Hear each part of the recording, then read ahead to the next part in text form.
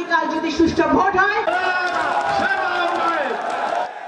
আমার এক ভাইয়ের যোগ্যতা থাকা সত্ত্বেও চাকরি হয় না, আর আরেক জনের মন্ত্রী এমপি দেখা ঘুষ দিয়ে তার চাকরি হয়। ওই বৈষম্যের বাংলাদেশ আমরা দেখতে চাই না। আমরা সেই নতুন বাংলাদেশ চাই যেখানে আসলে যেই 10 টাকা দামের চাল, 16 টাকা দামের চাল বেগম খালেদা জিয়া খাইয়ে গিয়েছিল আমাদেরকে, 16 টাকা দামের চাল, সেই চাল আমরা খাইতে চাই। আমরা বস্তুত ঘরে ঘরে যোগ্য যুবকদের, ছাত্রদের চাকরি দিতে চাই। তারেক রহমান সেই নেতা, যেই নেতা আগামী দিনের প্রধানমন্ত্রী হবে। আমরা জানি যদি আগামীকালকে এই দেশে যদি সুষ্ঠু ভোট হয়, আগামীকাল যদি সুষ্ঠু ভোট হয়, বিএনপি সরকার গঠন করবে, তারেক রহমান প্রধানমন্ত্রী হবে। এটা জানা সত্ত্বেও তারেক রহমান এমন মুক্তিযোদ্ধার সন্তান যে উনি নিজে 31 দফায় লিখেছে যে একজন ব্যক্তি 2 বারের বেশি প্রধানমন্ত্রী থাকতে পারবে না।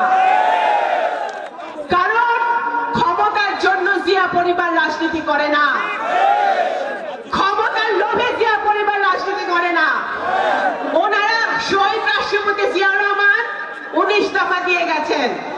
উনি রাষ্ট্রকে, দেশকে উন্নয়নের জন্য সেই ভিতটা উনি স্থাপন করে দিয়ে গেছেন, যেটাকে সামনে এগিয়ে নিয়ে গেছেন দেশনেত্রী বেগম খালেদা জিয়া। আপসহীন নেত্রী, স্বৈরাচারের বিরুদ্ধে আন্দোলন করে উনি বাংলাদেশে গণতন্ত্র ফিরিয়ে এনেছিলেন, যেভাবে শহীদ রাষ্ট্রপতি জিয়াউর রহমান বহুদলীয় গণতন্ত্র ফিরিয়ে এনেছিল।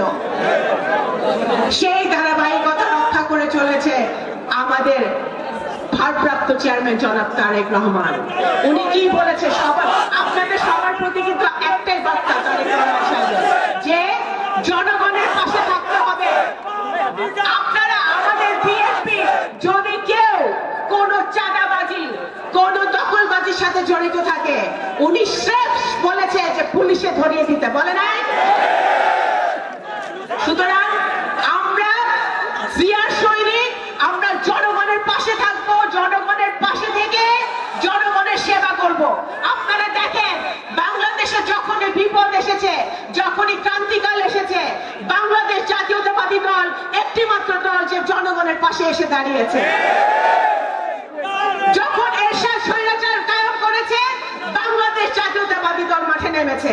যখন এই দেশে বন্যা হয়েছে, জাতীয়তাবাদী দল জনগণের পাশে দাঁড়িয়েছে। যখন এই দেশে কোভিড করোনা হয়েছে, জাতীয়তাবাদী দল মানুষের পাশে এসে দাঁড়িয়েছে। সুতরাং বিপদের সময় বিএনপি মানুষের পাশে থাকে। আর হাসিনা কই থাকে? তার নিজের লোকজন রাইখা, যাদের এসে খুন করতে, গুম করতে, গুলি করতে ব্যবহার করছে, সেগুলোর রাইখা বেরিয়ে একাই পালাই গেছে।